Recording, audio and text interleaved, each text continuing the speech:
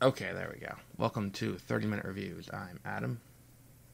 And rising from the ashes of a birthday cake, I'm Peter. We're back, like a phoenix. I was actually wondering how long it would take for you to bring up the fact that it's your birthday on the podcast, too. It's like, is it gonna be one of those that you gotta slip in like halfway through, or no, we're just jumping right out of the gate with that one. I was thinking about it, but we're recording today on a very important holiday. Yeah. Some states, they have off school today. I don't think that's true. I Mexico, don't think... In Mexico, it's a very important holiday. Is it really? Yes, it's my birthday. I went to Mexico when I was in first grade. Mm-hmm. Yeah, and I think I must have left an impact. Yeah, that's a pretty sizable impact that every year for your birthday they give you Yeah. off.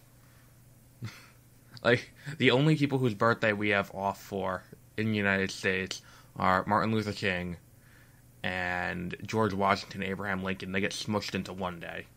Yeah. Um, But in Mexico, it's me. yeah. It also might be the Mexican Revolution anniversary or something like that. That could be it too. That might have something to do with it.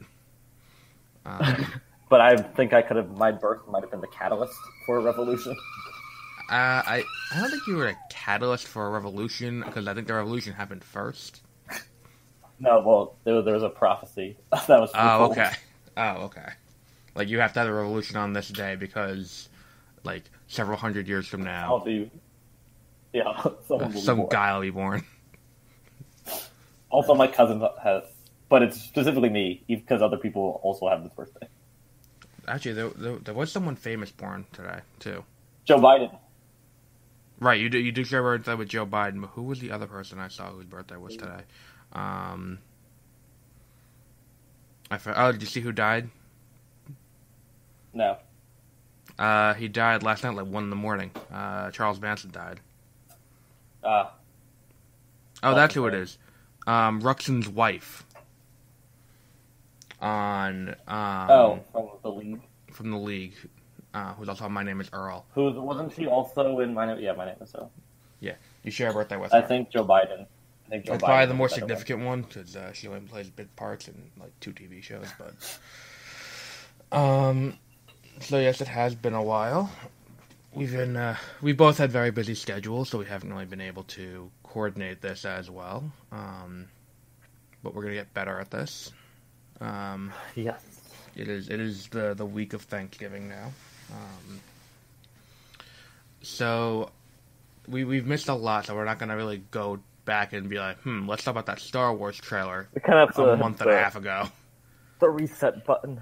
Yeah, we kind of missed the train on a lot of things, but there are just a few minor things I think we should address, because I don't think enough people talked about it, and I mean, maybe I'm alone on it, but I feel like we have an opportunity to bring it back to the forefront until it's so far away. I have one other birthday thing that I want to talk about. It?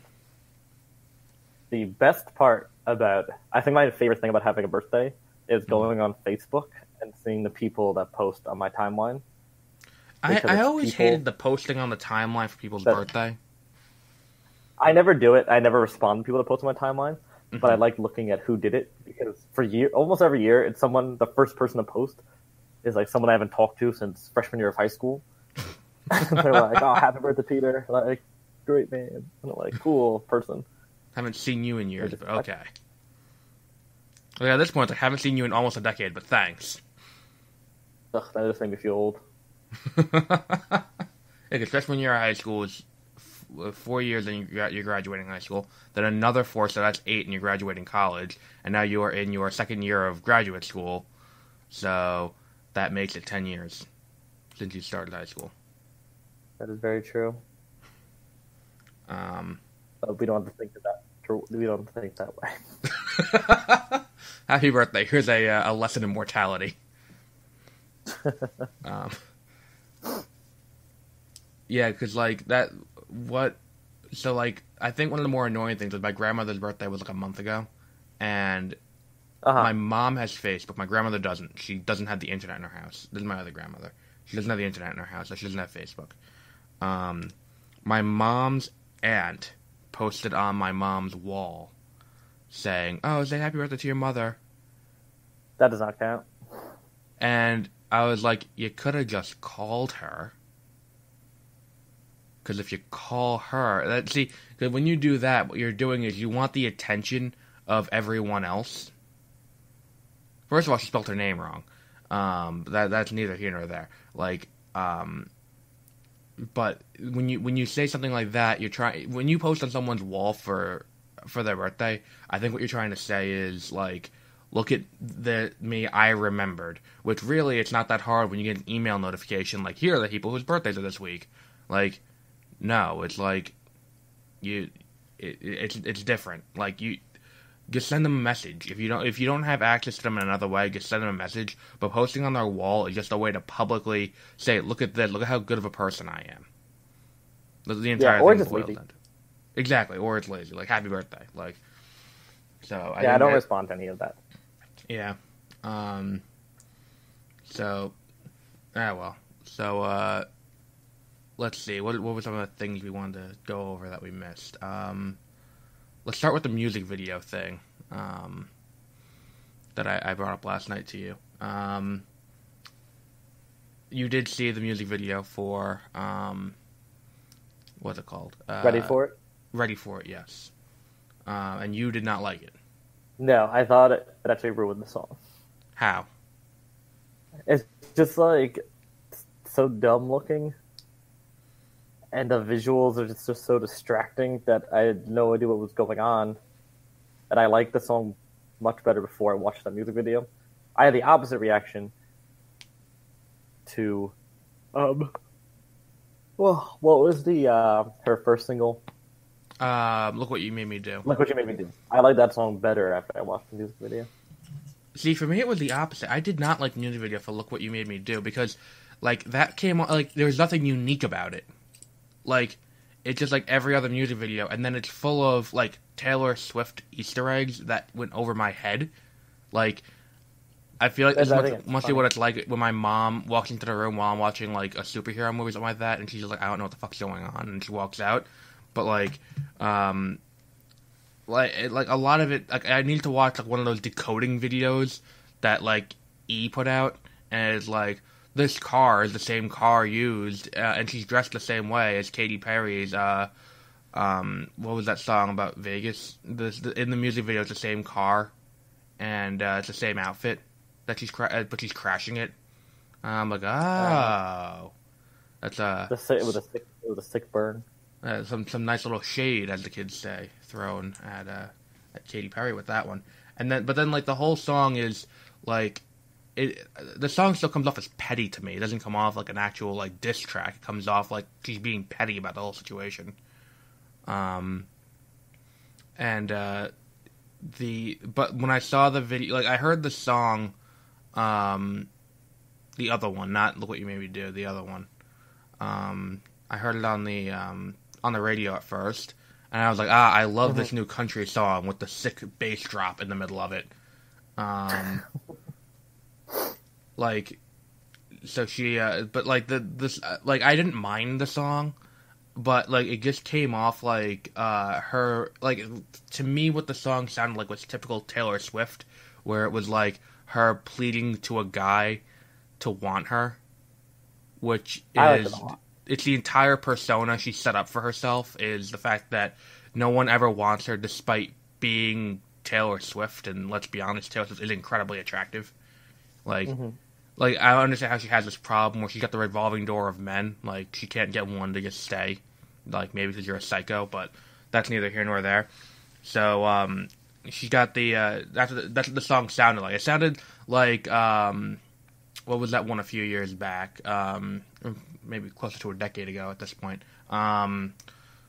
Like like not in terms of how the music sounded, but in terms of like what the spirit of the lyrics were. It was more like Tim McGraw or that other one. I forgot what the name of the song was. The one with the You Belong With Me. That's what it is. Yeah, but it felt like one of those songs. The music video with the robot android Ghost in the Shell version of herself talking to her, it changed the context of the song, where it sounds more like a supervillain pleading to get out of jail. And I was like, oh, that's interesting, because it changes the entire context of the song, the music video. I don't, just did not make any sense at all. Well, I thought it was an interesting take on the source material.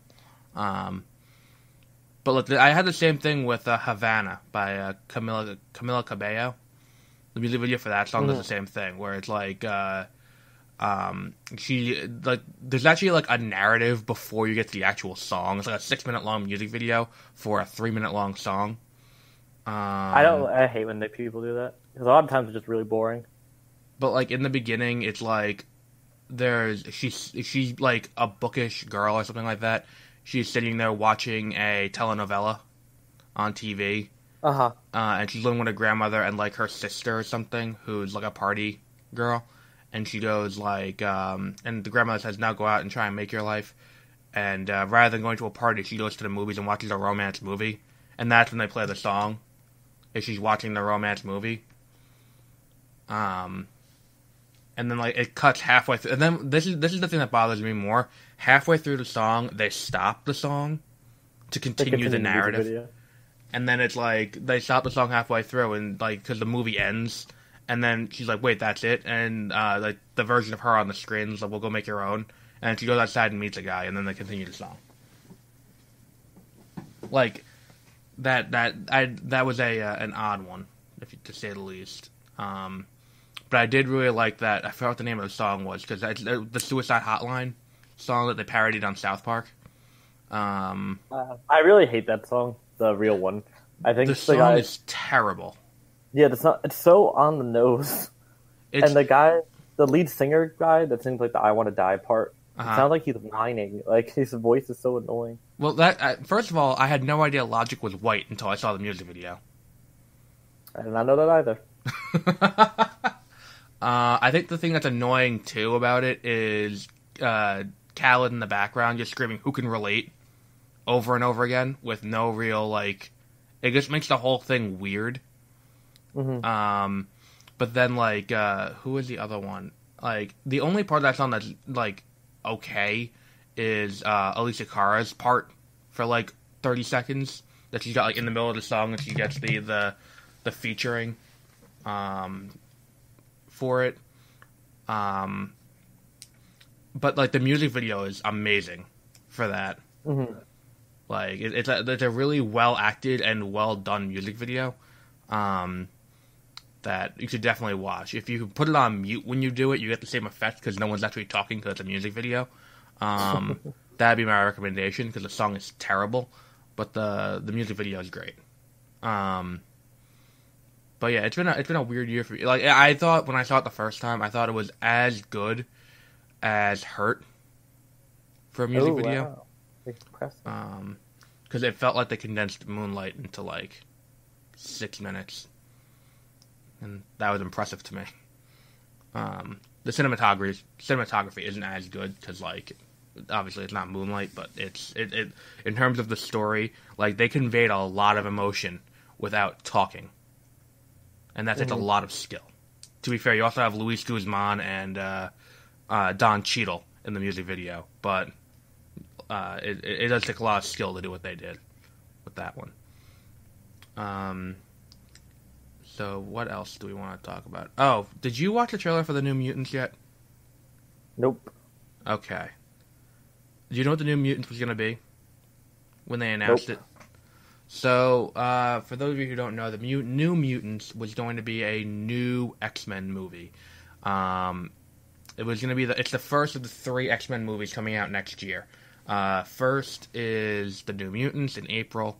Second is Deadpool 2 in July, and third is X-Men Dark Phoenix, which is going to be the full X-Men movie with the full cast, and that comes in November. The New Mutants trailer dropped a few weeks ago, and they always said it's going to be a horror movie, it's going to be a horror movie. Now, when you tell me it's going to be a horror movie, the vision I had in my head was that it was going to be the villain wouldn't be some ghost or something like that. I thought a good use for having a bunch of kid mutants in a insane asylum facility, because they're being worked on by doctors, is something similar to One Flew Over the Cuckoo's Nest. Or something like that, where the villains are the doctors who are mistreating them. And the movie ends with them breaking out.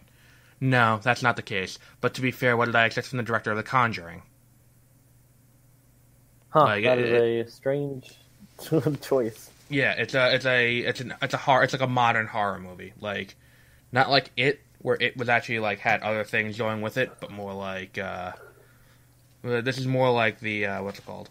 The Conjuring. Yeah, let's just go with The Conjuring. Where it's like there's ghosts, there's jump scares, but like you don't need to do that. This would have been a perfect time to do like another. I know they've done it to death, but do another Stryker as the villain. Cause like that'd be fun. I would have been fine with that because it fits the motif of the movie. And if they did Stryker, Mr. Sinister, and the Essex Corporation could be the villain, there are plenty of things you can do.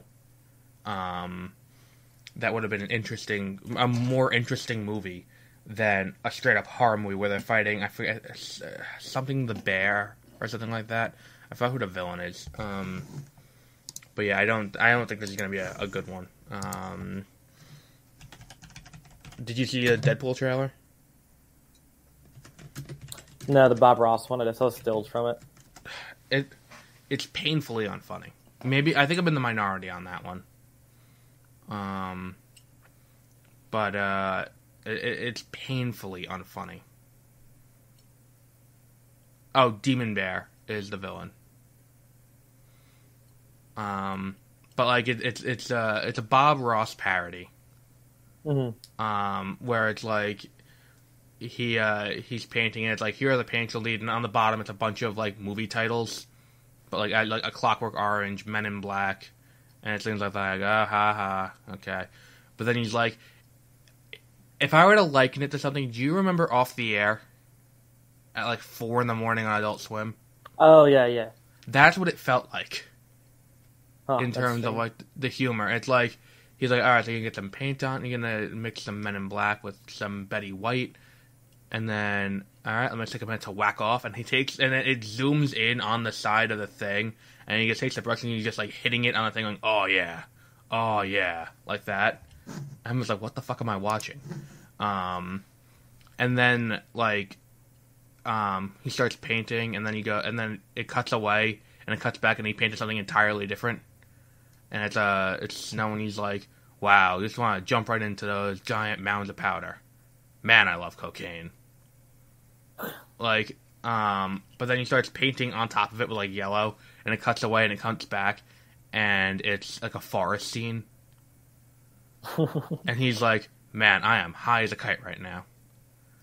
And then he's like, gotta whack off again, and he starts doing it again. And it does an extreme zoom in on him doing that down the bottom. And then it shows random stills from the movie. Like it cuts to like random stills from the movie, and then it cuts back to him with the finished painting, which is that one that they have on the cover of Good Housekeeping. Of the entire cast of Thanksgiving. And then that's the entire trailer, and like I was like, really? Like I didn't think it was that funny. Like it doesn't seem that funny. Like it's not like I think this is gonna be the movie where people realize that Deadpool is a one-trick pony. Like I feel like everyone who loved Deadpool, the first one, hasn't watched it more than once. I don't know. I feel like a lot of people have. Because like when you watch it more than once, it gets painfully unfunny. I think I didn't find it as funny the second or third time I watched it.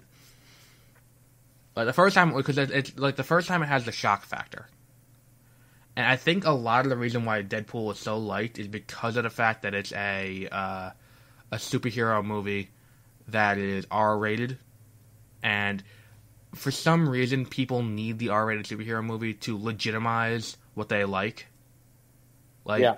I don't need to feel legitimacy from from the fact of making an R-rated superhero movie. It's like, oh, see, it's for adults. See, like, if you like something, just like it. Don't do this. This just comes off as weird and like sad when you do stuff like this, where you're like, oh, look, it's R-rated. See, it's good. No, that doesn't mean it's good. Like, Blade was R-rated. Like, The Matrix Revolutions was R-rated. Very true. There have been a lot of really bad. Both 50 Shades of Grey's movies so far have been R-rated. Like, there are plenty of bad R-rated movies, and I don't understand why all of a sudden being R-rated means it's a good thing. So speaking of which, crossing the aisle to the DC side of things. You don't have about Justice League. Yeah, we're gonna talk about Justice League. We gotta address the Justice League commercial failure. Justice League opened to 96. Technically, it's a number one right now. Okay. Yeah, it was up against week 3 of Thor. Good for them. Do you know what's gonna happen next week? They're gonna get curb stomped by Coco. I forgot that was a movie. I helped by watching Murder on the Orient Express. Was it good? I wanted to see that. The reviews, I think it's better than the reviews are. It was, but there's like some cool camera angles. The guy that plays Perot had like such a thick accent, I like could not understand what he was saying sometimes. See, I want to see this weekend is The Man Who Invented Christmas. Yeah, I just saw that on IMDb. I don't think I want to see that. I think I will see it because I do enjoy what's it called? I do like those kind of movies. And then I think I'm also gonna see Hugh Jackman's second movie to get nominated for Best Picture for. Yeah, I like Murder on the Orient Express. It kind of reminded me of Sherlock, but he's like a less annoying version of Sherlock. Oh, I think Sherlock got canceled, by the way. Yeah, did someone like rape someone? No, I saw when I was at Best Buy the other day, they had the complete series of Sherlock in a box set.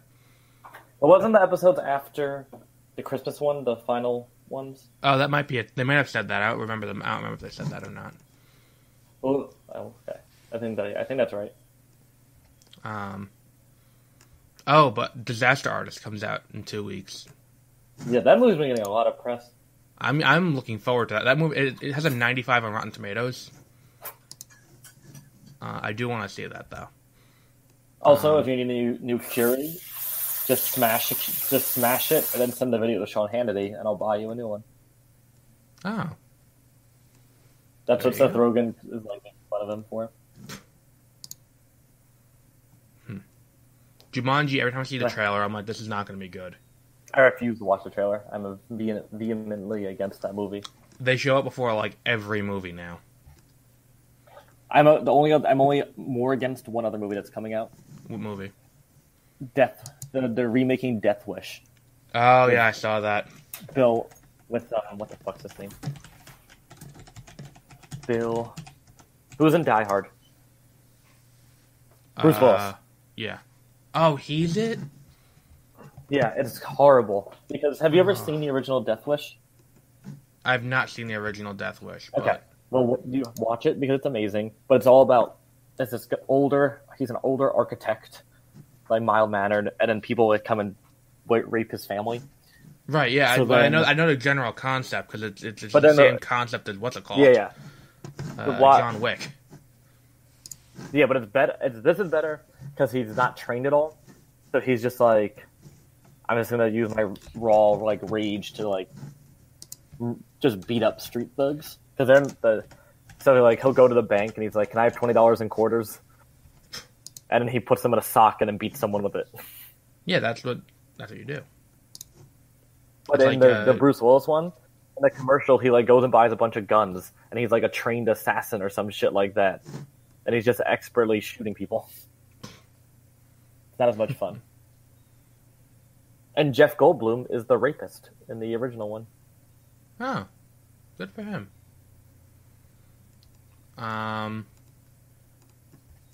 Downsizing looks like it's gonna be bad. I'm done with watching a lot of trailers I've changed my watching habits. Why? But I felt like too many movies. I don't think they're good at making trailers anymore, and I think too many movies have been ruined for me from watching all the trailers leading up to it. Well, I think Justice League was a good middle ground. Yeah. Where they kept the reveal until the third trailer. Yeah. And so when I'm in like a movie theater, I'll watch the trailer still. I'm not gonna like get up and be like, I'll be back when a trailers come on. Yeah. But like what I used to do, go on IMDb, go through everything.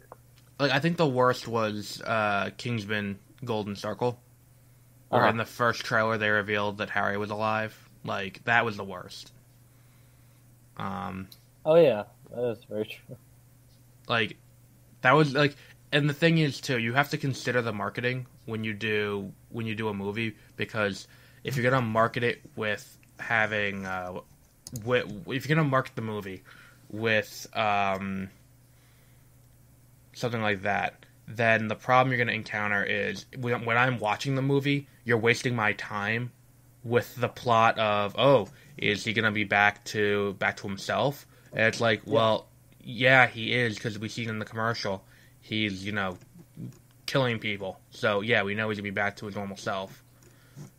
Because, like, in the commercial, they have him fighting alongside Eggsy in the final scene. And it's like, well, great. Like, we know he's going to be back to normal, because all the marketing material said he is. Yeah, sweet meat. I think they took down my site that I used to use for movie release dates. That's really annoying. No, you know what trailer I do really like, though?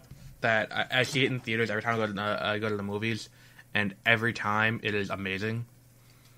It is the trailer for Pacific Rim Uprising. I haven't seen that trailer yet, but I do want to see that movie. Like it is like that trailer is an amazing trailer. I'm looking like that's a movie I'm genuinely looking forward to. And that because like the thing is, it's kind of sad, but John Boyega's American accent is better than his normal voice. Like his American accent in Star Wars, he has a fake American accent in Star Wars for anyone who needs the immersion broken on that.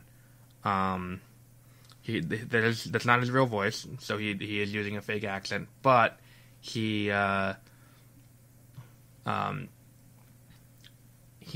like he does his normal voice in Pacific Rim Uprising, and it sounds like a fake British accent. Mm-hmm. Like it's really bad. So that should be a little bit immersion breaking, but that's about it. But Justice League opened to $96 million, was number one this weekend. It's the fifth. I am going to see it. It's not that bad. I saw it on Saturday. It's the fifth highest opening of a DC Extended Universe movie. So good for them. There have only been 5 DC Extended Universe movies, so it's the lowest. But if you phrase it as the fifth highest opening, it sounds better. So that's problem number one with this. Number 2, the critical reception has been. Let me see if we can even call it mixed. At this point, I think it's down lower than some other like really bad movie. I thought the movie was low. Uh-huh. Oh, why is RottenTomatoes.com not working? That's disappointing. There we go. You gotta put the www before it. That's really stupid. Rotten Tomatoes has it at a 39 right now. Oh, I don't believe in Rotten Tomatoes. I think Metacritic has it like a 50 or something like that. I mean, that's about accurate. About half the movie is good. You have a stopwatch, like start and stop. Like, okay, this is good. Well, no, this is bad now. Well, for me, part of the problem was the movie is good. Is not good until the end, because, like, I think the number one problem is for me for a lot of the movie is that Too many minorities. no, you have three characters who have what could be interesting character arcs that are glossed over the course of like 10 minutes. Like, Mera expositionally gives you Aquaman's entire character arc in the movie after they fight Steppenwolf in Atlantis. Mm-hmm. Like, she's like, but your father dropped you off here. But your mother dropped you off here, and your father's dead, and the queen is this, and this. And I'm like, this is way too much for you to just info dump all at once. And then, like Barry, first of all, my problem with the scene in the prison is I am 98% certain that within the first 5 episodes of The Flash, the exact same word-for-word conversation happened between Henry and Barry while he was in prison. I haven't gone back and watched them side by side to be able to say that happened or not, but I was watching the movie, I'm like, I feel like I've definitely heard this exact conversation before. Because it's like, he's talking to him about how it's like, I'm working 4 jobs, and then the dad goes like, no, don't worry about me, live your life, don't come visit me anymore. And he's like, no, Dad, I'm not going to do that, I'm going to help you find the guy who killed Mom. But the difference is, there isn't as much exposition in the TV version, because the TV version shows you the murder in the beginning that leads into it, because it's a Flash TV show. See, here they just kind of dump you into, like, previously on The Flash, and it's just him talking to his dad in very broad expositional terms. That's an awkward conversation, where he's like, no, but I know you didn't kill Mom, I'm gonna find the guy who did. And then it's like, and then he leaves, and then that's when Bruce Wayne shows up, and he's explaining in very brief terms what the Speed Force is. Like, because you're watching a Justice League movie, you need a proximate understanding of what the Speed Force is. And not even a thorough, it's just like, I'm able to tap into a primal energy of the world, I call it the Speed Force. Boom. All that they said about the entire thing. And then Cyborg, I think, got the worst of it, because it would have been an interesting... How was the Cyborg CGI? Terrible. It wasn't the worst CGI in the movie, though, on a character's face. There was worse. The Steppenwolf looked like a video game character. With the Henry Cavill, I've seen the mustache. Yeah, the mustache removal did not look good at all. Like, the entire lower half of his face looked like a Muppet, and it was, like... It's like... I saw a profile view of him, and it looked like his, like, mouth, like, inverted into his face. Yeah, it does not look good. But, like, Cyborg's entire character arc in this movie, it was like a movie's worth of character arc that they glossed entirely over. And it was really disappointing. Because if there was any character that they should have had a solo movie of before this movie, it should have been Cyborg, after watching this movie. Because Cyborg is an interesting character. Too. Like, they're like, I would have been fine with them not doing a Justice League movie and having another solo movie for Cyborg. Yeah, because here's the thing with Cyborg. Cyborg, like, have you seen the Teen Titans Go episode where they get serious? The episode where they cross over with the Young Justice, and then it's like, we're gonna get serious. And then everyone's got, like, the chiseled chin, and it's like, and Cyborg's like, I'm a monster. Like, it's a joke, but that's basically what his character is. If you're looking for angst from Cyborg, it's him coming to terms with the fact that he was dead, now no longer dead, and now mostly machine. And him having to come to terms with the fact that he is mostly machine. And they do that in the beginning of the movie, but then it's gone. Like, they just try to drop it. And, like, he had a problem where, like, I can't accept who I am, but then with no further development to his character, he accepts who he is. Mm-hmm. And then he just joins the League. But then, like, I think the best was, like, hands down the best character was Superman. Like... That's surprising. Like, they actually got... Okay, also, let me just take a quick minute here, and there's an article on Rotten Tomatoes, 10 Hidden Gems starring the Justice League cast. So, if I said Date Night for Gal Gadot, would you say that's a Gal Gadot movie, or would you say that's a Steve Carell movie? What about Amber Heard, Friday Night Lights? I think everyone's seen Friday Night Lights. Trumbo's not a hidden gem. Yes. Okay, that's it. But like they actually got Superman's character right, and after seeing Superman get shafted so many times, they actually do like the first thing that happens when he's resurrected is he solos the entire fucking Justice League. Cool. Like he beats the shit out of all of them, and it is fantastic. And then like he sees Batman. He picks him up and he's like, and he says to him, "Do you bleed?" Like that. That's pretty good. And I was like, good. They're actually understanding that Superman would literally beat the shit out of any of these guys. Then he fucks off to Kansas with Lois, and then the third act starts, which is the this I don't know. I mean, this may sound familiar to someone. The bad guy has this thing in the ground in an Eastern European country, and he's using it to cause an extinction event on the planet to kill all life. It's interesting. I don't know. I feel like I've heard that somewhere before. But anyway, so they go to Eastern Europe and they start dealing with this, and like there's a shield around it, so Batman takes out the shield with the Batwing, and then so like, they're doing the whole thing, and then Superman shows up, and then like Superman is like the MVP. Like, you know how the big complaint through Batman v Superman and Man of Steel was that he's not saving civilians? Like, the first thing he does when he gets there is he touches down, and it's like, alright, so what? He asks him what's going on, and it's like, and they're telling him, and he just kind of zones out, and he goes, there's civilians here still. And he goes off, and like the Flash is pushing a car out of the way, and then like he turns to the left, and Superman is carrying an apartment building full of people.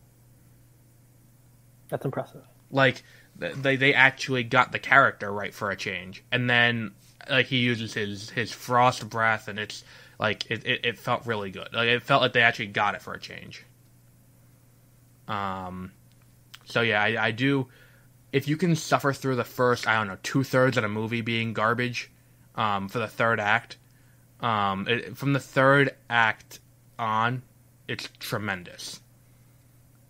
But the beginning is at best. You can tell where Joss Whedon stepped in. Like, you can tell his scenes compared to everyone else's, especially if Superman's involved, because Superman's lips aren't in sync. It's but you can tell, and his scenes are worse than Zack Snyder's, I think, which is not good. But I feel like Zack Snyder was on a much tighter leash this time than he was on Batman v Superman and Man of Steel. That's what the problem is. He's a good director-ish if you have him on a tight leash, but if you let him do whatever he wants, then just like Nick Cage. Yeah, but with actually. Acting.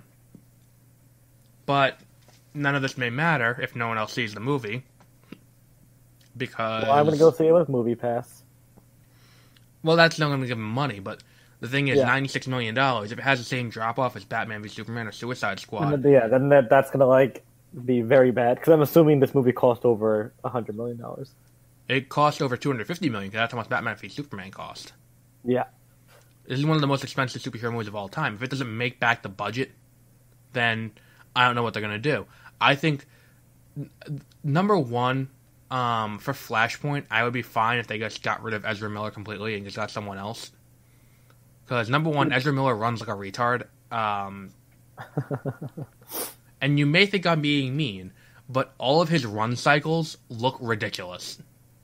Did Ben Affleck look like he wanted to kill himself the whole movie? No, he was actually pretty good. Oh, okay. Now he just looks like that. Yeah, that's just his normal face at this point. Gal Gadot, I think... this movie ruins any chance she had of getting nominated for an Academy Award for Wonder Woman. Oh, it's that. Well, you said that about Viola Davis, and then she won, so... Well, okay, but here's the thing, though. Viola Davis wasn't playing the same character. Mm-hmm. Also, Wonder Woman didn't have anything outstanding in it. to warrant a nomination. Like, she didn't change her accent even. She just kind of kept the same accent and hoped for the best. But, like, everyone else in the movie did an Israeli accent. Like, Robin Wright did an Israeli accent. Connie Nielsen did an Israeli accent. Also, Zack Snyder, real movies don't have post-credit scenes. This one has 2. So, you know what? Shut the fuck up. Was that from Joss Whedon? No. One of them might have been. Oh, okay. The other one was definitely a what's it called? A Zack Snyder one. And then yeah, there was one other big thing about the movie that I wanted to address. Other than recasting Ezra Miller because he's an asshole. Like, every time he was on screen and he made a joke, I was rolling my eyes. He's not funny. Like, he thinks he's funny. He's not funny though. Maybe you just don't get his sense of humor. No, I get his sense of humor. It's just not funny. So, like, I think they should just recast or you know what? I would be fine if they just did an expanded version of Flashpoint from the TV show. Uh-huh. And just did that, and just said, okay, we're phasing it in. I would be fine with that too, because, I don't want to say my I hate people who do that, where it's like, oh, this is not my version of the character, I don't like it. Yeah. But, like, first of all, you mix up the characters Wally West and Barry Allen. Because, like, Barry Allen isn't a quippy little bastard, that's Wally West. Like, Barry Allen's always been more grounded, more, like, he felt more like a serious hero. And Wally West is the Kid Flash, so he's not as serious. He's a member of Teen Titans, so it's more lighthearted when he's there. But this, like, the problem anytime, you can tell, that's the other thing about Joss Whedon, you can tell he's there because everyone's the comedy relief. Like, everyone has comedic moments in this movie, and it's weird. Like, and I think the worst are when they do callbacks to Wonder Woman, because it's the only movie anyone's seen, so they make them overt and obvious. It's like at one point, Batman and Wonder Woman are arguing, and he's like, oh, did Steve Trevor tell you that? But he said it, like, just like that. Where it's like a wink, where it's like the only thing that was missing was him turning to the camera like he does in Jay and Silent Bob Strike Back. Like, that was the only thing missing from that scene to have a complete, see, audience, we saw that movie too. Like, the whole thing, like, they're trying to capitalize on Wonder Woman a little bit, I think. You can tell. Yeah, that's smart. So, that's the problem. So, yeah. So, I don't have anything else really. I think this is gonna cause a shakeup in Warner Brothers. Then that's gonna be a problem, I think, for them. Yeah. So, I think they're gonna stick with Justice League. I think they're gonna stick with. You know what they should do? I said this last night. Give out surveys with the movies. I guess that could help. Because I bought what's it called? I bought Justice League: The New Frontier in a steelbook, and they gave me a survey with it. I also bought Vixen on DVD, which is part of the Arrowverse, and it's an animated show from Arrow. And both of them came with surveys. What do you think we should do next? What movie should we make next? That kind of thing. And that's what it is. Like, they should do that for what's it called? And that's like, if they did that, it would make the audience feel like they're more involved in the process and not just they're being ignored. Because, like, do you know why what's it called failed? Green Lantern failed? No, why? Because one executive who was on the movie was so focused, like, he wanted a fighter plane movie. Like, so he's like, alright, what character can we take from superheroes and turn them into a fighter pilot? And, like, can we change Batman's origin? Can we turn Superman into a fighter pilot? And so someone spoke up and was like, well, the Green Lantern actually was a fighter pilot in the comics. So he's like, okay, fantastic. We'll make his movie then. and then the only thing he cared about was how good the fighter pilot scenes looked. Is that the SUNY Albany guy? No, Guggenheim's just an asshole in every other aspect. He's just the guy who wrote the movie. Who fucked that up completely, then went to Arrow, fucked that up completely. But yeah, it's gonna be a it's gonna be an odd one. And we also didn't address the big buyout talks. Speaking of bad with segues. Did you hear anything about this buyout situation? Besides me telling you? But the Fox? Yes, Fox. No, I saw something else where like Time Warner or like other companies are looking at it too. Well, a few weeks ago it was announced that Disney was looking into buying Fox. Then what happened? They said talks have faded, and now Sony, Verizon, and Comcast are all trying to buy Fox. So I just want to take a minute to break down what that would mean for us, the consumer, should that happen. Now, for fans of Marvel, it's a little bit of an odd situation, because people are concerned that Deadpool would get neutered being bought out by Disney. Because Disney wouldn't allow them to have an R-rated superhero like that. So that's what the top concern is, should the rights revert. But the thing is, I would be fine with not having Deadpool if it meant getting a good Fantastic Four, having Kang as a villain, having Annihilus as a villain, having full access to the Negative Zone and being able to do anything they want. Like, having these characters back open up everything to Marvel Studios. Yeah. And then they could also keep the X-Men, and so that would be an interesting thing. Number two, Disney really that's one of the two things. There are three things Disney need out of this deal. They need the exclusive rights to X-Men and Fantastic Four from Marvel. They need the distribution rights to Episode 4 of Star Wars, which they do not have, because it's owned in perpetuity by Fox. So if they bought out Fox, then they would get those rights back. Then they also they just opened Avatar Land in Disney World, and they need to be able to secure the rights to continue to do that. Where if Universal bought them, like Universal would bump up the rates, that way they could do it in their theme park. So that's the situation they're in. All the rest of the things that Fox has aren't things Disney cares about particularly. They don't care about Terminator, they don't care about Die Hard, they don't care about Alien, they don't care about Diary of a Wimpy Kid, they don't care about any of John Green's bullshit. They just want those three things. Now, Universal getting it would be the worst case scenario. Because Universal will sit on the rights to something and not make a movie. But refuse to ever give it to anyone else. Exactly, because that happened with Kevin Smith when he was trying to make the Mallrats TV show. Yeah, that's their policy. Yeah, he went to them and asked them, "Hey, can we have can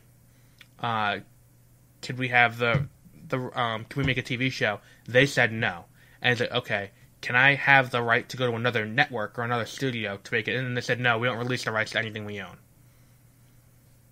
So that would be the worst thing, because then you're stuck with X-Men and Fantastic Four with Universal, and the problem is it's not even like the rights with Hulk, where you can still use them for crossovers, and they just have first pass distribution. They are the sole studio who can produce movies then. So that would not be a good thing, because then they're stuck there and they'll just sit on it and make a shitty movie every 10 years, just that way they don't have to worry about losing them. Yeah. So, and then if they got Avatar Land, that'd also be bad for Disney, because then that'd be a key competitor, and they would not be afraid to go up against Disney. Like, Fox is a little bit timid, and they'll shy away from the competition with Star Wars. I don't think Universal would do that. I think Universal would just jump right in and go, like, you know what? Let's go. So that's the other thing. Then if Verizon got it, that'd be the most interesting situation. of them if Verizon got everything. Because And then I they could... put it on Yahoo streams. Well, I don't think they put it on Yahoo. I think Verizon would put it, like... They would be trying to form, like, a Netflix successor, or, like, a competitor to Netflix. And it'd be an interesting, like, an interesting thing to see what they do with these film rights and all of that. And then Sony would also be interesting, because considering how they're sharing the rights to Spider-Man, I think they'd be willing to share the rights to Fantastic Four, because Marvel doesn't really want the X-Men. Mm-hmm. That's what I'm thinking, is I think the only thing they'd want the X-Men for is if they wanted to do Avengers vs. the X-Men for the big Avengers movie. That's the only thing I could see them wanting it for. I don't think they want it to do an X-Men franchise or to do a New Mutants movie or something like that. I think they want to do it to... They want to do Avengers vs. X-Men, and then that's it. Because the X-Men... Then they kill all the X-Men off in one movie, and they're like, okay, now we're done. Because the thing is, like, the X-Men don't really have too deep of stuff you can pull out of the X-Men. Like, there aren't X-Men villains that cross over and are also Avengers villains. Like, if you saw Avengers versus the Sentinels, you'd be like, what the fuck is going on? Mm-hmm. Or, like, Avengers versus the Phoenix, or something like that. Like, it would give you more comic-accurate starts to characters, because you could have Rogue getting Captain Marvel's moveset, or Miss Marvel's moveset, by taking her powers. So it'd be interesting, but I don't know how they're gonna do that. So I like, for you, what would be the best case scenario for this deal? You just skipped that right when you said that. Oh, for you, what would be the best case scenario for this deal? What studio? I'd rather not Disney, because same with the rated R thing, because they're little bitches like that. And it just would annoy me that Disney gets even more shit. It's like, because then they'd also get DreamWorks. I forgot to add that. They'd also get DreamWorks. Maybe then we can have then we have Pixar, Despicable Me 4. Despicable Me isn't DreamWorks. Oh, never mind that. That's Illumination. Okay. It's Universal. Then, I think Universal will be interesting, but Universal doesn't really have a good track record with making their own extended universes recently. Like their only big cash cow is Fast and Furious franchise. Yeah, that's their biggest moneymaker. I think, maybe really anyone but Disney, I'd be fine with. I think they should divest, because I'd like to see Sony could use a bump in their animation department, and I think Sony would pay top dollar for DreamWorks. Disney wouldn't. True. So isn't DreamWorks called something else now? Because Steven Spielberg was mad at them. No, it's still DreamWorks. Oh, okay. Sony buying DreamWorks would be a good thing. I think give Disney the 3 things they want, but charge them their left nut for it. Like okay, you want the Star Wars distribution? Fuck you, pay me. It should be the Goodfellas fuck you, pay me speech to Disney for this. You paid $4 million for Star Wars. How much is this one movie worth to you? Because we'll give it to fucking Universal, and they'll never give it back to you. Same thing with the Fantastic Four rights have been so lowered in market value, but they're still going to charge. I think that since Universal has opened up, I think it had to been someone from Fox who leaked it, that they were in talks, because the value of the rights to these things have gone up so much. Because I could see them saying to Disney now, all right, you don't want to give us you don't want to give us a lot of money. We'll sell it to DreamWorks for $20, and I don't know, they'll give us 3 interns too. Mm-hmm. That's the kind of thing I could see them pulling now, because that's the one thing Disney really does not want, is it ending up in the hands of Universal. And now that Universal's expressed interest, they have that, and they can charge Disney a lot more. Yeah. This is working out for, I guess, well, whoever's getting the money from, I guess, Fox News. I guess they get it. That's what they're going to keep. They're going to keep Fox News and their local affiliates. But the other thing is, Disney apparently is also interested in their TV divisions because they're launching their TV service. And if Disney can stream, what's it called? If Disney can stream The Simpsons and Futurama exclusively on their own platform, they think that'll pull in a lot of money. Yeah. There's too many streaming services. And then what was the other one that they have to do still? I think you know what'd be interesting? Terminator and Die Hard have gone so off the rails in terms of quality. Like, why not give them to Universal and see what they can do with it? Yeah. Like, that's what this should be. This should be an auction of franchises. Like, they shouldn't sell the studio outright. They should auction off certain parts. And you're like, okay, who wants the rights to do Terminator? All right, who wants the rights to this? Who wants the rights to this? Who wants the John Green collection? Like, because like that's another thing I see Universal doing pretty well. Or like Lionsgate. Lionsgate would be interested in just the John Green shit because of how much like they made a crap ton of money with the Hunger Games. Like I could see them doing something big with John Green's entire like listings of what he's written, and then giving them the rights to films for all of those. But that's what they should do. It doesn't mean they're going to. I have no power in this conversation, so it's something. If I was there, I would say divest and go into different companies and don't get sold to one person, because if you care about any of these franchises, I don't think they care that much about the franchise. Well, no, I'm saying there's got to be some interns there who are still idealistic and like, you know, I want this. But like even so, like Netflix should throw its hand into it. I don't think the interns are the ones making the decision. No, I know, but like someone's gotta recommend it.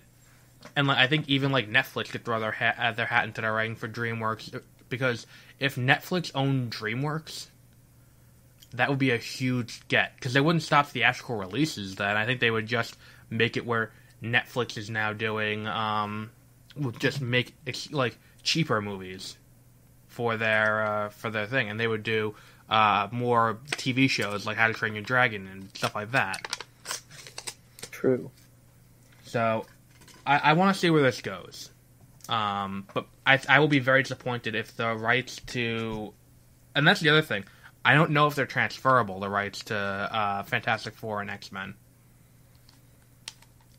Because, like, and where is Namor in all this? Is he going to go back to that? 'Cause I don't know if they can transfer the rights in the event of a sale of the studio. Because it could just be a matter of when these rights are reverting to Disney. Not a matter of if. It's a matter of just when. When this transaction goes through, then they go back. Then Disney really has no real dog in the race except for trying to get the Star Wars rights. Which would be big, because then they can release the despecialized edition they've been trying to do. Because that would be, I would buy that, the despecialized original trilogy. That would be a really good cash grab. And that's why they want the Star Wars, because they can't do that without going through Fox right now, because Fox has complete distribution of only Star Wars, only the first one. So yeah, let's see how this goes, and we'll keep you posted on this as we go along, as we hear more about this transaction. This is a huge transaction though for the movie industry. So yeah, do you have anything else you want to address before we talk about Batman yes. Returns? It is off topic. Sure. But I think I need to say this because I keep forgetting to say it. Sure. Okay, for years, I had a theory about football quarterbacks. Oh, God. And I don't know if I've said it on the show yet, but it's true. Mm-hmm. Okay, so to be a good quarterback, I think you have to look mentally disabled. And look at the greats, like Peyton Manning brothers. Peyton Manning doesn't look mentally disabled. Yes, he does. Look at he looks like he has water on the brain. Russell Wilson.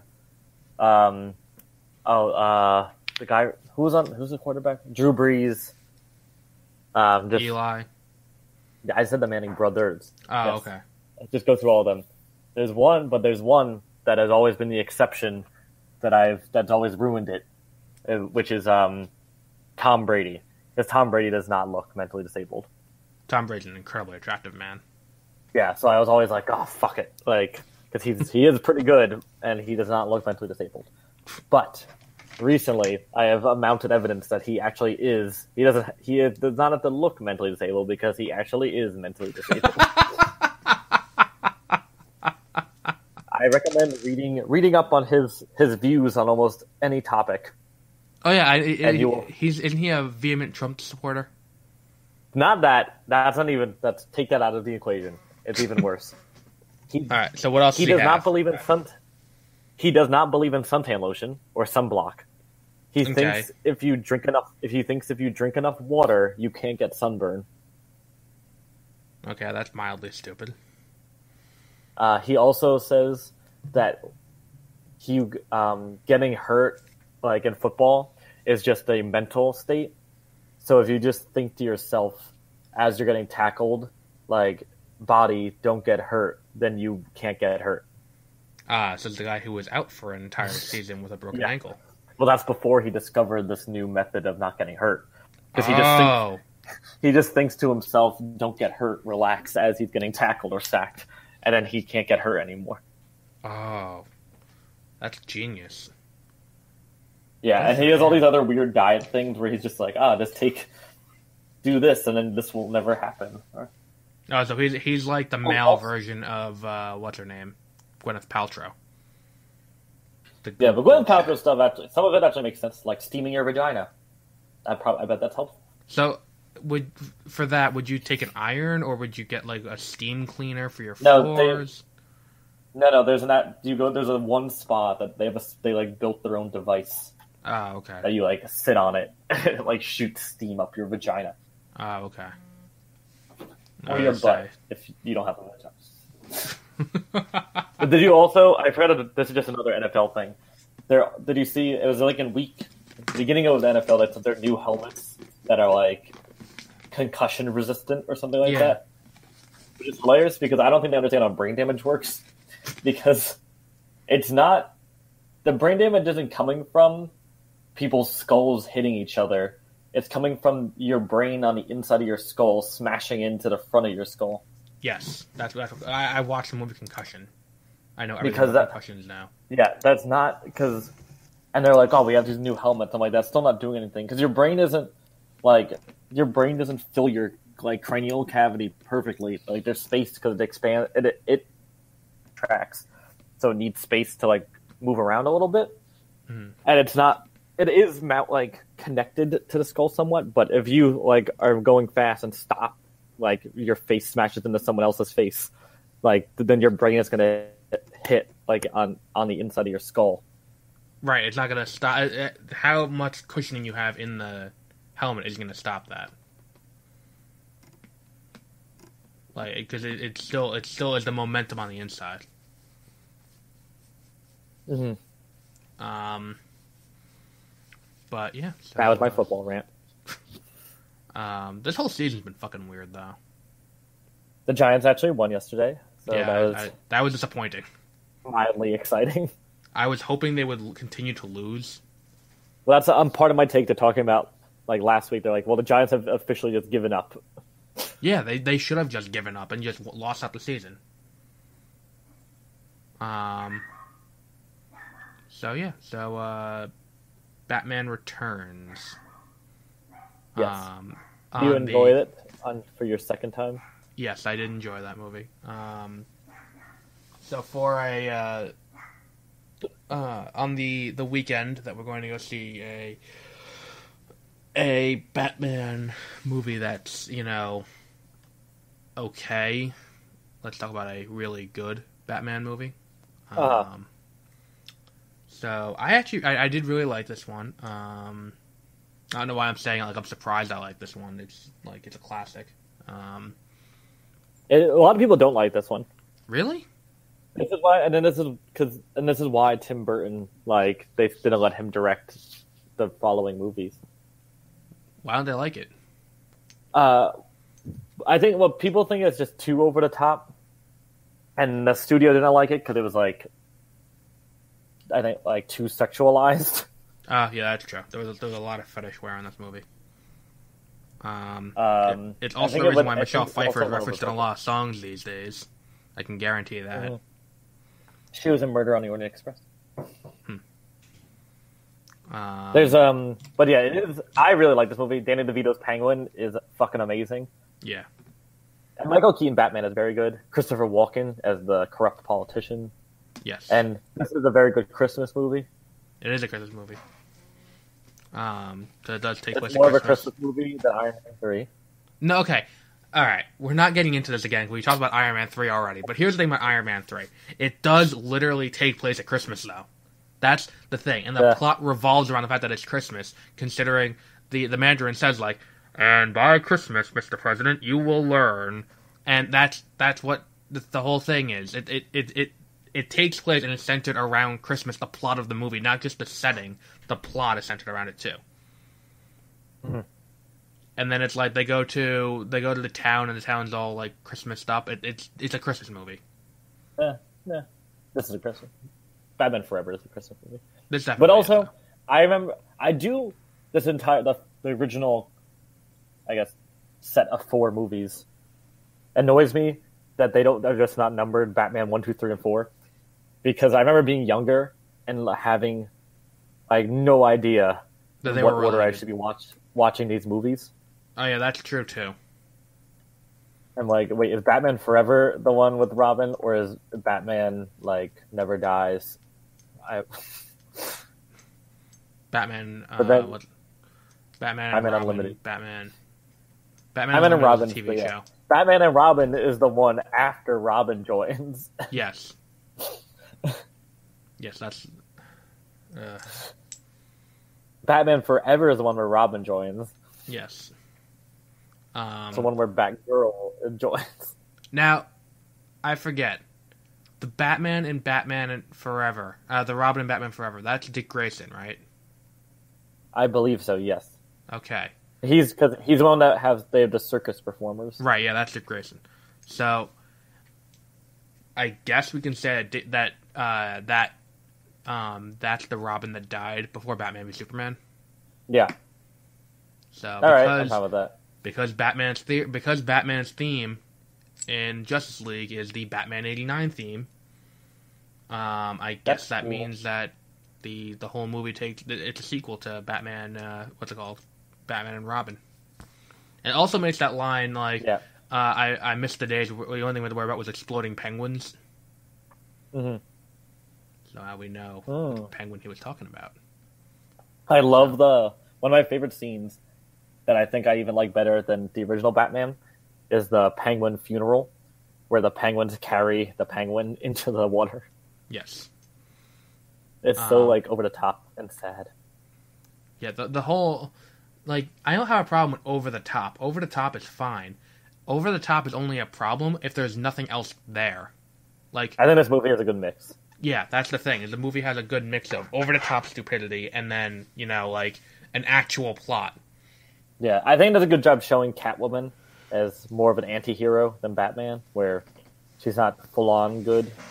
Right. And, even in in Batman The Dark Knight Rises, she sounds like, what's it called? She's more of, a begrudging hero, but never quite, evil.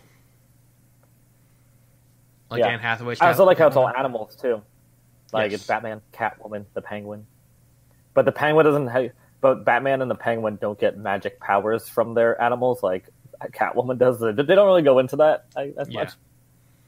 Yeah, where she was brought back to life by a gang of cats. Yeah. Well, they do in what's her name, Halle Berry's Catwoman. I don't think they do that. I don't know. She got her powers are magical in that movie. I don't think she has magic powers. She has cool ears. I don't think Michelle Pfeiffer's costume was vacuum sealed onto her body, and they had to stop filming like every 20 minutes because it cut off the circulation. Yeah, because she like almost died every day. Yeah, that's commitment to a role. But yeah, like I think the thing about this movie that annoys me the most, and this is gonna sound petty, is that it's in a steelbook, but Batman 89, Batman Forever, and Batman and Robin are also not in steelbooks. That's very strange. So I can't get this one in a steelbook because it would be weird. Yeah. This is also the movie where Batman full-on kills many people. Yes. And no one has a problem with it. Yeah, he straight up set someone on fire in this movie. He straps a bomb to someone and like pushes them down a thing. That's like, doesn't he like turn the car's like jet on onto someone? Yeah. Yeah. It's very gruesome. Yeah, that people didn't have a problem. I think maybe because like the rest of the movie is good. I think that's the problem people don't realize about like, oh, you didn't have a problem when you killed Zod in Superman 2. It's like, yeah, but Superman 2 is considered to be one of the greatest superhero movies of all time. Like, Man of Steel is not. It grows on you. It's considered the greatest superhero movie of all time. Right, but like, let's not get into that again. I go back and forth every time I watch that movie, whether or not I like it or not. It's much like Age of Ultron in that. I also love one of my top scenes from this movie is also when just the whole subplot of they make them having the Penguin run for mayor. Yeah. And then when he bites the guy's nose off. Yes, that is hilarious. At this point, if you haven't seen this movie, I don't know why you haven't. Like, it is a fantastic movie. It's very dark humor. It's a very good Tim Burton movie. Yeah, maybe don't introduce it to your kids. Oh, that's the other thing. I never watched it when I was too young. That's the other thing I noticed about, what's it called? That's the other thing I noticed about, Justice League is Gotham looks very much like the way Burton designed it. It's very gothic. Like Gothic. Okay, well. Interesting. Okay, well, that's one way to minimize what I said. Okay. But yeah, I think it like it. But you get what I'm saying, right? Like Gotham in The Dark Knight didn't look like Burton's. It looked like a city. Like this one looks like Burton's Gotham. Yeah, I'm probably gonna. One of my friends wants to watch it too, so I'm probably gonna see it sometime this week. And when you get to the end, like I use movie pet. You can go. Like I didn't come at the end of the movie, but I did pop a semi, so that's the highest praise I can give this movie. But I did throw up. It's like I'm not like Kevin Smith watching the trailer for The Force Awakens. Yeah. Like, do you remember his comment for the 6-second video on Instagram of Finn firing up the lightsaber? His comment was, "I filled the cup." Like he's at a sperm donation clinic. You get it? Oh, yes, I get it. The first time I used MoviePass, I had no idea what I was doing. Yeah, that happened to me too. And so luckily I was with my friend that had MoviePass, so he walked me through it. But I checked in, and I thought that meant I just had to show them my MoviePass, and then they're like, Peter Zambetti, here's your MoviePass ticket. No, you have to go to the thing and buy a ticket. But you literally are just pay for it with MoviePass. Right. So luckily my friend went first, and I watched him. But I was literally about to walk up and be like, "Yes, hello, I have I have my MoviePass. I'll take my MoviePass now."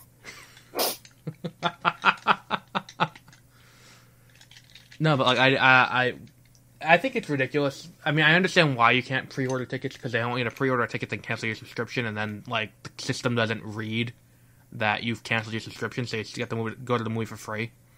And then what you also can't do is because you can do one a day, so you can't just sit at home online and be like, okay, these are the movies I'm seeing every day, for the rest of the month.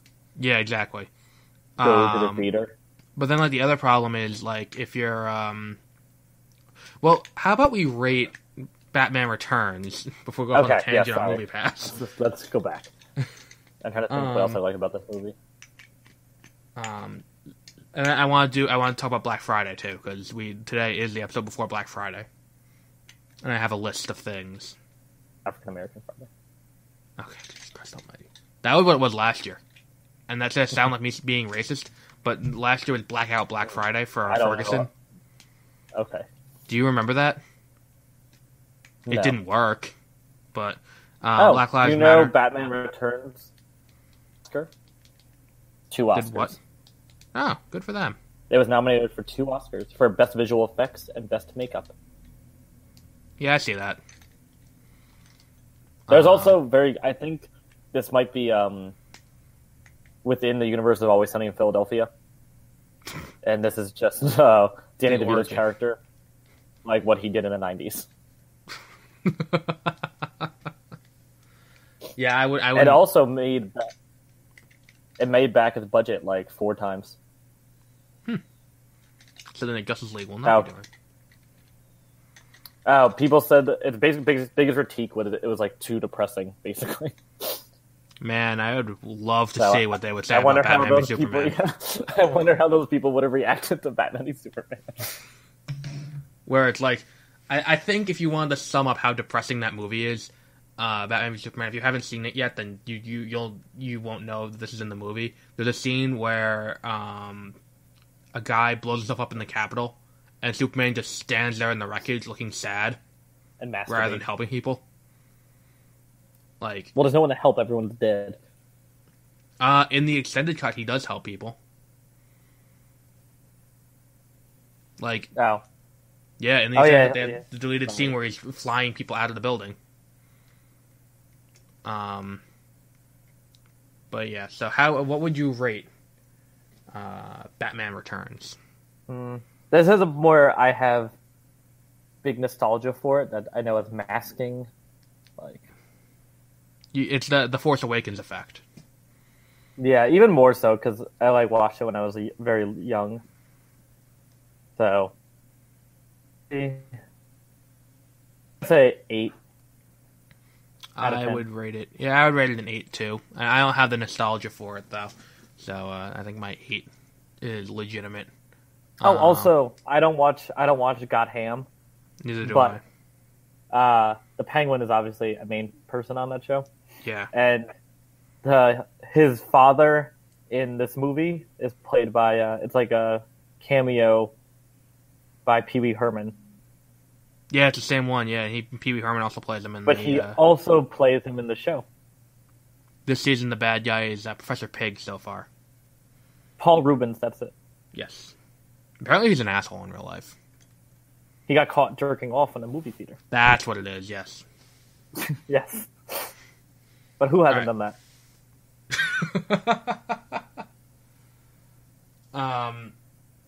Let me just pause the recording real quick. I gotta just grab my notebook from next to my bed.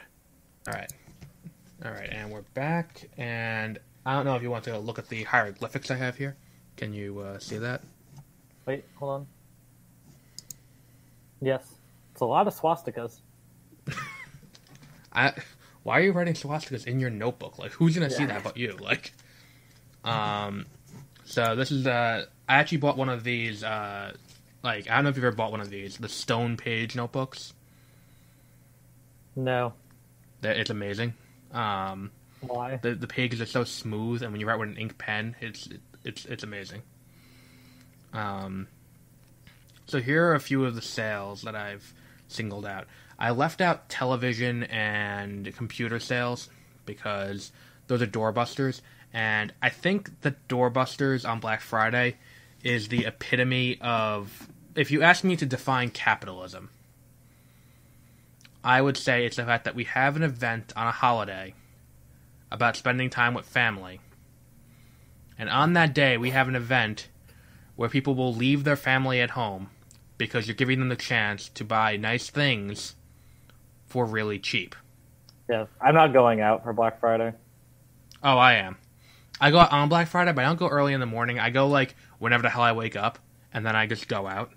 So here are some of the deals going on that I figured were worth noting. It's mostly video games. There's some movies in here too. Cars 3. Do you have any interest in Cars 3? Nope. Okay, well you can get that for I've $5. never seen a Cars movie. I saw Cars 1 in Spanish. We watched it in Spanish class because the teacher didn't want to teach. So Cars 3, you can get that for $5 on DVD, $7 on Blu-ray at Walmart. Transformers 5, do you have any interest in that dumpster fire? Nope. I think maybe, but I'm probably not going to buy it. That's $5 too on DVD. Now for video games, I know none of these interest you because you don't play video games. South Park: The Fractured But Whole. I do kind of want to get that on Steam. It also comes with the Stick of Truth. This is the console version. It's $29.99 at Walmart. And it's usually $59.99. Arc Combat Evolved is $29. Fallout 4 Game of the Year Edition is also $29.99. If you want to play Fallout 3 or Fallout New Vegas on a console, Game of the Year Edition, they're both $9. If you want to see Ron Howard's previous attempt at directing a movie before seeing Solo, a Star Wars story, you can get In the Heart of the Sea for $2. So we have Justice League Dark, which is another one of those animated DC movies that are really good. That one's $4. The Mummy, Alien Covenant, and Dark Tower are all $8. Disney movies are $10, as is Power Rangers on Blu-ray. Wow. Power Rangers. Which, funny story about Power Rangers, it has outgrossed Justice League in its opening weekend. So I want you to take a minute and bask in that. In the year 2017, a Mighty Morphin Power Rangers movie has outgrossed, in its opening weekend, a team-up of the most recognizable team of superheroes on the planet. Okay.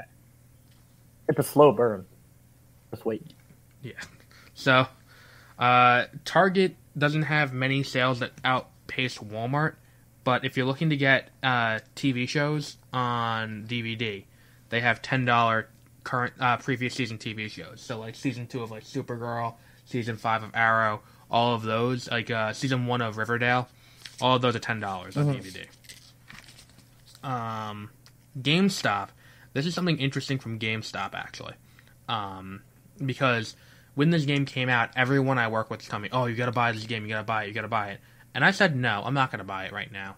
Because it's gonna be on sale in a few weeks, and I'm not paying $59.99 for this game when it comes out. I will wait for it to be on sale. Well, Injustice 2 is on sale for $14 at GameStop. Down from $59.99, down to $14. That's a pretty good deal. So, I'm picking that up. Best Buy has, if you don't have it already, Overwatch for $29.99. And these deals on video games at Best Buy, you can also couple with, if you have Gamers Club unlocked, you get the extra 20% off on top of the sale price on video games. Terry Glenn died. Good. Do you really care that much about Terry Glenn? No, I don't. Also, the Yankees might get Giancarlo Stanton. So, I feel bad for the rest of Major League Baseball if that happens. Fast and the Furious 8 on 4K Blu-ray for $10. Beating out Walmart, you can get Power Rangers for $8.99. If you don't already have The Killing Joke, you can get that for $6.99. If you don't already have it, Batman and Harley Quinn, another DC animated movie for $6.99. And then Arrow is actually cheaper at Best Buy at $9.99 by a penny. None of that seems to interest you, I don't think. These are nothing in your wheelhouse here. But I mean, if you're into collecting movies, it wouldn't be a bad thing to see what they have at Walmart for $2. Because they have a list of movies on their in their ad, but like the movies they have listed. Let me bring the ad up. Because it's like none of the movies they have listed there are like particularly great. Let me just bring it up. But, like, don't go out and buy a TV on Black Friday, because then you end up with a fake 4K TV that doesn't actually do 4K HDR. Or that other TV you bought where it couldn't use, like, watch TV. That wasn't a Black Friday ad. That was literally a TV that I purchased for something else. That was a TV I bought somewhere else. Where is the Black Friday ad for Walmart? Here we go. I just want to see the fucking ad. I don't want to see, like, a picture of what's in the ad. I want to see the actual ad. Oh, and by the way, if you need proof that Black Friday is literally just the Hunger Games, in Walmart, there's an app you can download. What? Just bring a gun. There's an app. Well, I mean, it's Walmart. You can bring it on the Walmart. They sell them there. In Walmart, there's an app that you can download that allows you to map out the store and find where you want to go to get things. And plot your... Like, you know how when you go to Disney, you do that? Like if you're trying to... if you go to Disney, to say, okay, I'm going to go on this ride, this ride, this ride, this ride. So you draw out a map, and then you connect the dots to see what's the best way to do it. You can do that at Walmart for Black Friday. Also included in that $5.99 deal, the $5 deal that had Cars and Transformers. This is on DVD only. It's Spider-Man: Homecoming. So if you wanted to see that, that's there. And then Wonder Woman is also included there. Wow. So that's something that you'd be more into. So let's take a look at what the rest of the movies are that they have, because Walmart's only the only one that's actually good for this, I think. Because I never have a look at any other store for movies on Black Friday. All right, so like for $1.96, those are the $2 movies. You can get like Rio 2, Smurfs, Epic, Back to the Future Part 2, Home Alone 3, Live, Die, Repeat, Keanu, Hotel Transylvania, Lone Survivor, Get Hard, Matilda, Teenage Mutant Ninja Turtles, the TV show, Volume 3, Dumb and Dumber 2, Smurfs, A Christmas Carol, go fuck yourself with that, Spy, the double feature of Percy Jackson movies, Ice Age, Continental Drift, Warcraft, Alvin and the Chipmunks, The Road Chip, Sing, that's actually not a bad deal, that came out last year, it's already $2, the Peanuts movie, The Hunger Games, Cloudy with a Chance of Meatballs 2, The Revenant, Smurfs 2, Independence Day Resurgence, Over the Hedge, Bridesmaids, 50 Shades Darker, Dirty Dancing, Hobbit, An Unexpected Journey, another collection of Teenage Mutant Ninja Turtles TV show episodes, In the Heart of the Sea, Annabelle, Grown Ups, Scooby-Doo vs. the WWE, Freebirds, Divergent, The Angry Birds movie, The Wizard of Oz, Willy Wonka and the Chocolate Factory. I don't know what the fuck this is, but it's My First Christmas from Nickelodeon, Vacation, Tammy, Scooby-Doo, Something Else Stupid, and Planet 51. I thought everyone forgot about that movie. So it's not a bad selection of movies. I mean, it's not great. It's more for kids, the selection of movies for $1.96, and I already have anything there that I want. Like The Revenant? I have that already, yeah. That's a really good kids movie. For $4, there's Shopkins the movie. Do you know what Shopkins are? I don't. No. But they're fucking everywhere. Batman v Superman, Dawn of Justice. Miss Peregrine's Home for Peculiar Children. Triple X, The Return of Xander Cage. Monster Trucks, Life. Pixels. Night at the Museum, the 3-movie collection. 13 Hours, the movie about Hillary Clinton killing all those soldiers. Yeah. Deadpool, the Lego Batman movie. A Medea Christmas. Yes. How to Grinch Stole Christmas, Storks, Assassin's Creed, Resident Evil The Final Chapter, The Accountant, Fist Fight, I can't fucking read the next one, Daddy's Home 2, Suicide Squad, Hotel Transylvania 2, of course the fucking landscaper has to come right in a minute, Heaven is for Real, Gods of Egypt, The Purge Election Year, Arrival, Predator, Going in Style, the full collection of Alvin and the Chipmunks movies, A SpongeBob Christmas, Ghostbusters, Fantastic Beasts and Where to Fuck Them, Home Alone, oh wait, no, that's the furry version of the movie, Legend of Tarzan, Underworld, Chips, the remake movie, Justice League Dark, Home, Simmer and Shine, it looked like Kung Fu Panda 3, Trolls, Now You See Me 2, Mockingjay Part 2, The Huntsman, the sequel that was shitty, Ice Age, Collision Course, White Christmas, the movie with blackface in it, Star Trek Beyond, Hidden Figures, Daredevil, Wimpy Kid, The Long Haul, The Magnificent Seven, the remake, Rings, and A Dog's Purpose.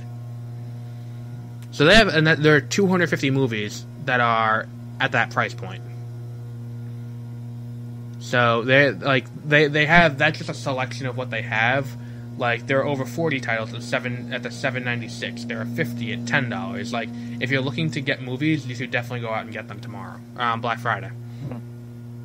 And they have $10 Blu-rays too. So like Logan, Guardians of the Galaxy 2, like, you're not really into buying movies though, are you? I do. Oh, Baby Driver, which was fantastic, by the way. What's that noise? It sounds like my landscaper. The landscaper's here. Oh, okay. They're doing the fall cleanup. Or it's an axe murderer with a chainsaw. So we will be back hopefully next week.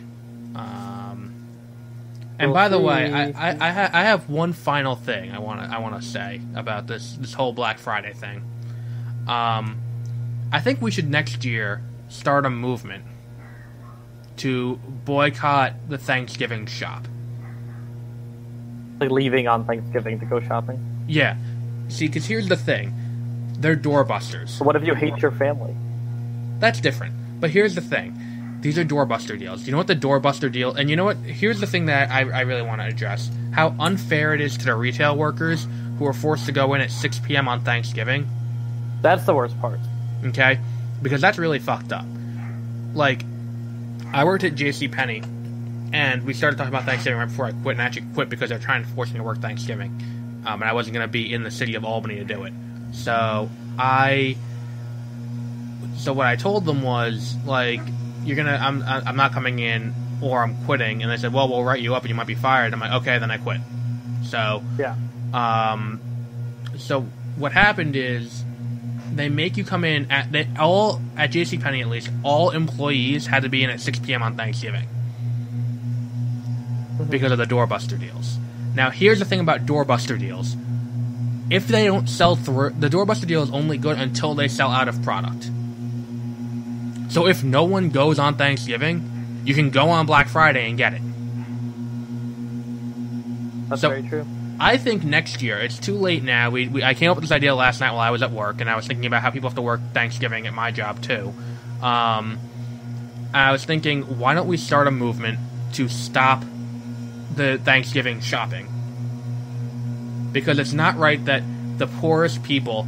Really, it's just poor people who are exploited for Black Friday. Because either you're poor and you're forced to work because you can't afford to quit over not working that day.